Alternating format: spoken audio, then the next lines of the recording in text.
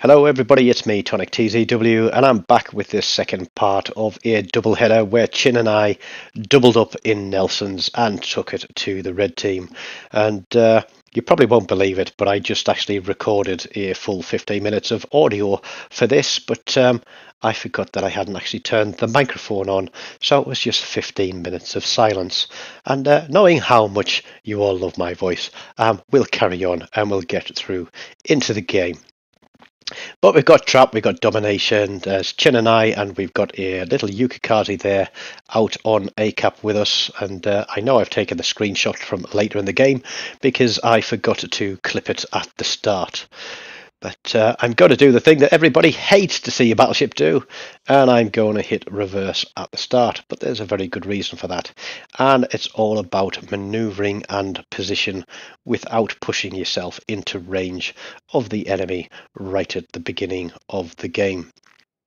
We are going to support this Yukikazi, and I think he will probably be very grateful for the help that we give him, because he is very much going to return the favour for us a little bit later in the game.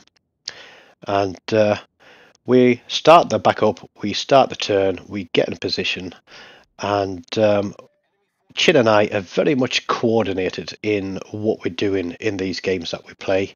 We are in party chat, we're communicating all the time. We know how long each other has got for reload. We know which ship we are targeting, and we know which type of shell we each have loaded.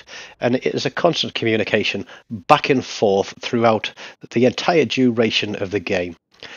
Chin and I are both military veterans. We're both ex-army, and funnily enough, we're both ex-artillery from the Royal Regiment of Artillery, although we served at different times in different units and different places.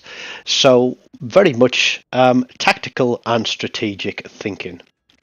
And if you ever drop by and watch any of our live streams, you'll see that communication as well as a lot of banter going backwards and forwards as we play our games. There may be a few curse words thrown in to sort of brighten up the stream, but we always try to keep it coordinated and effective. Now we get a first shot out on that Scharnhorst. The Yukikazi has got his torpedoes running over, and he does also get the Fubuki spotted, who starts to run. Now Chin is going to push in closer to the island, and I'm going to push out a little bit wider because it's a little bit like an ambush tactic. The Scharnhorst sees me, focuses on me, and bangs his shots off at me. And then the next thing you know, Chin comes around the corner and gives him a second salvo without him really being aware that Chin was there.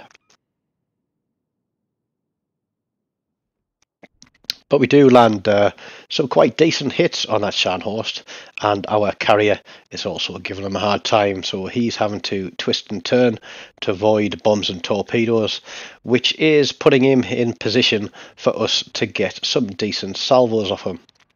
Now he's running down the smoke trying to get to our Yukikazi, but we have AP loaded. He's at a decent angle for us, and we pick up the first blood with the first kill of the game. So the next problem that we need to take care of is this Fubuki, and you'll see that I have switched straight to HE, and Chin is going to do the same.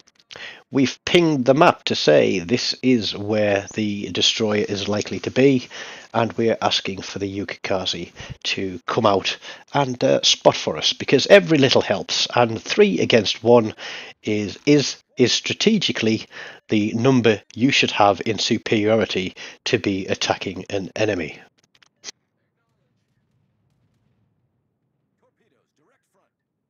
Now you'll see that we are spotted. We can see where the torpedoes are coming from, and so we know very well that this kamikaze has come round this way.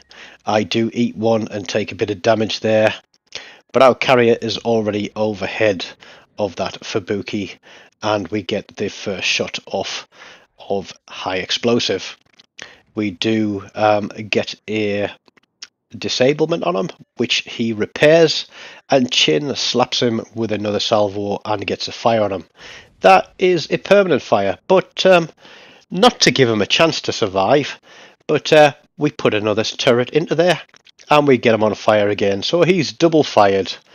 The carrier is overhead, gives us very, very long distance warning of those torpedoes coming out, and Chin picks up a devastating strike. So we are ones apiece on this one, and that is Cap well and truly secure. Now you'll notice if you look at the minimap that there is a blue team destroyer. They did push in and secure Cap. But rather than continue to provide a great deal of support for the team, they have decided to go charging out after the aircraft carrier. It's something that really does disappoint me to see in this game. I understand that it's a big target, it's a lot of hit points, it's not all about the score. And sometimes you can leave the carrier out there because when you've got a decent amount of battleships in the game and cruisers with the AA to take down as planes, you know, they aren't always effective. And the fact that our Yukikaze has been sailing around pretty much unopposed, and I forgot to mention there, as he was sailing towards that smoke screen, he's going, I need your help, I need your help. And we said, negative, get back. Because he didn't actually realise that we killed the Fubuki. And he did message me after the game and saying, I didn't realise that the Fubuki was dead. And I said, it's okay. We were both laughing as you were running down the smoke screen, thinking there was something there. But the destroyer has taken care of the aircraft carrier and he is now turning back. So he is going to redeem himself by coming back towards Cap because Red Team very much are pushing that hard. We can see that the Synop is inside of Cap, and where the Synop is, the Le Terrible is, because those two are in division. Now we have already taken care of one destroyer, and I know a lot of people hate battleship players for sitting at the back of the map and sniping from long distance and going after huge damage scores and generally being pretty much useless. So in this game, Chin and I, we play a little bit more dynamic. We get out there, we shoot at the targets that we can see. I get 2 turrets across there at that Le Terrible, and I do actually land some shots and get an incapacitation. But at the same time, I've got 1 turret left for this Synop, and I put the shots across there. Now Chin at this point has switched to AP because we know we've got some big ships to go up against. I'm leaving HE loaded, ready for when the destroyer appears. Synop slows it down on the corner, and he's not really looking at us. Chin and I both get a salvo off AP and HE. Those are completely dialed in, and bang, he is gone. The Le Terrible has also been taken care of, and right on cue, the Benham gets himself detected as well. I'm loaded and ready pretty much.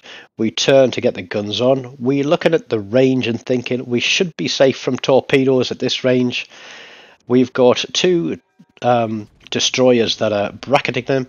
We get our shots off. He tries to smoke up. I get a little bit of damage off him there. The 2 DDs are still slamming shots into him, and I think Chin does get a volley off just now. There we go, and takes a chunk more health off him, which makes that job for our destroyers a lot easier. So there you go, guys. If you're playing battleships, do not be afraid to shoot at destroyers. It may take a bit of practice in leading them a lot more than you used to, but you can land shots, and even if you take a few hit points off them, it lets you know that you are looking in their direction. It lets them know that you might have high explosive loaded and be able to take them off with the next salvo. Now, having done our little tour of the island and cleared out Red Team's destroyers, we are left with 2 cruisers and a battleship, but we are also in a very difficult position because we have a Molotov off to our front. We have the Queen Elizabeth on our right flank, and we also have the Pensacola on the left flank. And that Pensacola is a pain in the backside. It is going to keep chunking me for health and lighting me on fire. The Molotov has decided to bound tank and make himself as skinny as possible, but in hitting the brakes and backing slowly out, that Yukikaze, who we helped out a lot earlier on, is going to do us a huge favour here. And the Molotov is going to disappear back to port by means of a torpedo devastating strike. Now, Chin and I are very much Siamese twins here. We are pretty much joined at the hip. And we don't need to be this close for Will to rebuild. But when you've got 2 battleships chasing you around, it certainly is a bit more of a shock and awe tactic. But we know that that Queen Elizabeth is behind the island, so we are going to hang a turn to port and go around and try and take that Pensacola out. We still have 2 destroyers out there, and we're hoping that between them they can take care of her. And I do see that one of our destroyers is going to push across the sea cap just in case we get killed. That is going to give us the lead that we need. So although some of the destroyers play at the beginning was a little bit questionable, they are redeeming themselves by doing the right thing and taking control of those capture points, and also being in a position to cause some problems for the enemy team. Just as we come up to the corner of this island, the plane pops up, and that tells me that the Pensacola has pushed forward and he has had his fun with me, and now he can go back to port too. The fires are burning. We can afford to repair it now. We are going to hang a left again, and as we know, 4 lefts make a right. Or is it 3? Hang on. 1, 2, 3. Yeah, 3 lefts make a right. So we're going to come full circle round again and get on to the last ship in this game, which is the Queen Elizabeth. You'll see now that a cap is being turned. The Queen Elizabeth is turned away from us and is running. And our friend in the Yukikaze there is pushing the Queen Elizabeth and has torps on the run.